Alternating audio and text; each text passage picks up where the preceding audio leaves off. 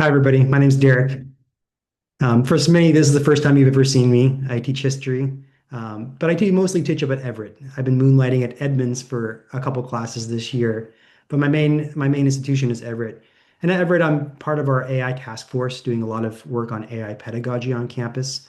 And while I was doing some moonlighting at Edmonds this year, I noticed there was the AI teaching focus group. And I thought, well, I got to be a part of this. So I spent some time this winter and spring working with the focus group here on some pedagogy tactics in the AI era.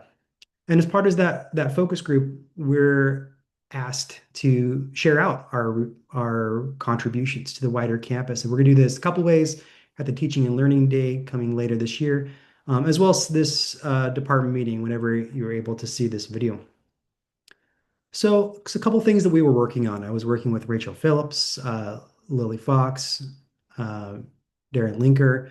We were working on ways to adapt our teaching, and we had talked a lot about different ways to adapt AI. But one thing we kept circling back to again and again is this focus on assessment. How do we assess student learning in this era? And we have gravitated to a notion that we really need to see the learning happening. And this is opposed to the way we used to teach and how to assess student learning. There's an assumption that when a student will submit a research paper, some kind of literature review, some lab report, that's evidence of learning when it's really not. It's not evidence of learning. It's an approximation of learning. We assume that learning happened in the making of that report, that research paper, that longer essay. We didn't see it happening. We just assumed that the student confronted some friction and overcame it and arrived at some new insights. And we have this artifact in the end of the process, which we then grade and we just assume that it's evidence of learning when it's really, really not. In the AI era, these assumptions are being really undermined even further because AI agents, AI operators can mimic these types of artifacts with ease. So how are we going to adapt? We can't really assume that any kind of paper that we ask a student to submit anymore is even an approximation of learning. So what do we do next? And during our discussions, we talked about live demonstrations of learning that we can and we should still assign things like research papers, lab reports, things that students will complete outside of our view, non-proctored assignments. But we're going to start treating those as formative assignments, which is kind of strange to think about. Like a long research project that a students have been working on all quarter long. We're actually not going to grade it. That is a formative assignment that's going to feed into a live demonstration of learning. If students have learned during the process of creating that essay or that research paper, they'll be able to show it in a different setting. We'll be able to authenticate that learning, whether it's in a live presentation, a live debate, a live student-teacher conference.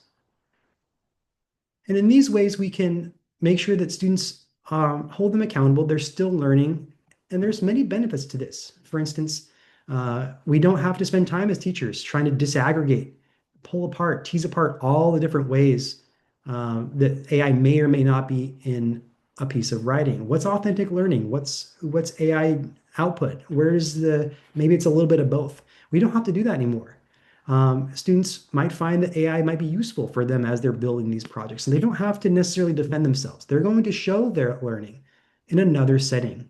And if they've learned along the process of creating that paper, it doesn't matter if they used AI or not, they'll be able to show that learning somewhere else. Now, there's some downsides. We thought about some downsides to this model. For instance, how do we account for neurodivergent students? As if we're asking neurodivergent students to showcase their learning in live settings, how are we going to correct for that? Students with disabilities as well. How do we also counteract implicit bias? How do we make sure that if we're having a student-to-teacher conference grading session, that implicit bias isn't creeping into that? Because we have less to go on if we're doing live demonstrations of assessment. So how do we make sure that implicit bias isn't factoring into that? How can we be aware of that? There's a lot of things to consider, but there are benefits to this. It's going to bring students closer to teachers. We're going to be fulfilling our RSI like never before, and we'll be removing a lot of the pain points that AI has been creating and a lot of the workload that's been really creeping up as we've trying to find ways to authenticate learning through AI detectors, which faulty or not, are just cause a lot of work for faculty who are convinced that they work. So, anyways, getting students and teachers together, reducing workload, and really feeling confident that everybody is learning, both the teacher and the student are confident learning is happening. That's our model. All right, thanks for your attention, everybody. I hope you have a chance to see this. Sorry I couldn't make it to the live meeting. Nice to meet you virtually. Bye.